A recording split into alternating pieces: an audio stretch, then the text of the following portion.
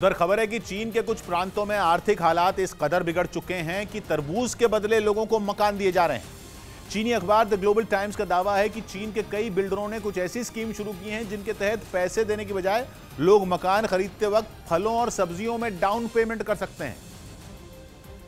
ठीक वैसे ही जैसे बार्टर सिस्टम में होता था, यानी सामान के बदले सामान दे देना। कहा जा रहा है कि चीन में लोगों को इस तरह के ऑफर इसलिए देने शुरू किए गए क्योंकि वहां प्रॉपर्टी में कोई निवेश नहीं कर रहा है और बाजार बिल्कुल ठंडा पड़ा है। कोरोना काल से गुजरे लोगों ने अपने खर्चों पर काफी लगाम लगा ली है। बार बार लॉकडाउन और सरकार की सख्ती ने चीन के लोगों की कमर तोड़कर रख दी। चीन के नागरिकों को डर है कि कहीं आगे भी इस तरह के हालात न बन जाए, इसलिए लोगों ने सिर्फ जरूरत भर के खर्चे करने शुरू कर दिए हैं। ऐसे में चीन के कुछ बिल्डरों ने बहुत विचार करने के बाद खाने की चीजों के बदले मकान देने की स्कीम निकाली ताकि चीन में लोगों को प्रॉपर्टी में निवेश करने के लिए लुभाया जा सके। इससे होता यह है कि जो शख्स मकान खरीदता है उसे अपनी जेब पर बोझ महसूस नहीं होता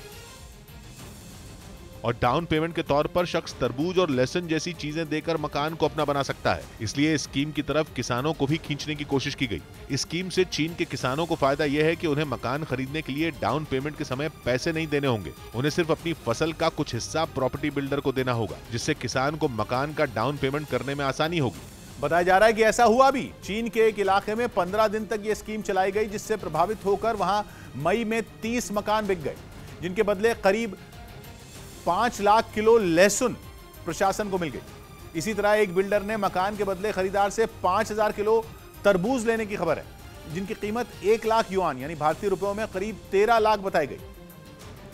और कहा जा रहा है कि यह सब सिर्फ प्रॉपर्टी में निवेश बढ़ाने के लिए किया जा रहा है। चीन की सरकार 2020 से ही इस सेक्टर को बढ़ावा देने की कोशिश में जुटी है, लेकिन कई हथकंडे अपनाने के बाद भी लोगों ने इस ओर कदम नहीं बढ़ाए। लेकिन सरकार की चिंता इसलिए बढ़ती जा रही थी क्योंकि चीन के बड़े बड़े प्रॉपर्टी डीलर भी कर्ज में डूबते जा रहे थे, ठीक चीन में जमीन की फिसलती कीमतों की तरह। कहा जा रहा है कि चीन के 70 बड़े शहरों में हालात ये हैं कि वहां हर बीतते महीने के साथ प्रॉपर्टी के दामों में बड़ी गिरावट देखी जा रही है। ऐसे में बाजार को संभलने का मौका ही नहीं मिल पा रहा। इसलिए चीन में मकानों की खरीदारी बढ़ाने के लिए होम लोन की दरों में कटौती करने जैसे कदम भी उठाए गए हैं।